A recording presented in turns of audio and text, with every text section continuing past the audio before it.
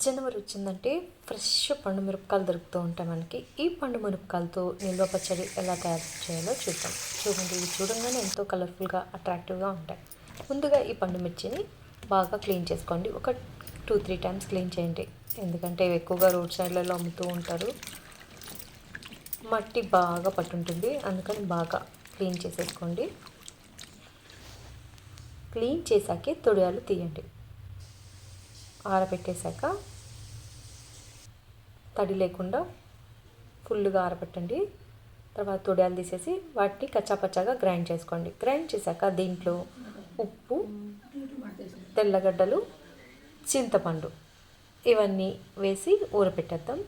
కాసేపు ఊరాక మిక్సీకి వేసుకుంటే తొందరగా మెదిగిపోతుంది, లేదంటే మిక్సీ జారిపోతుంది. అందుకని కొంచెం ఊరనిచ్చాక వేసుకుందాం.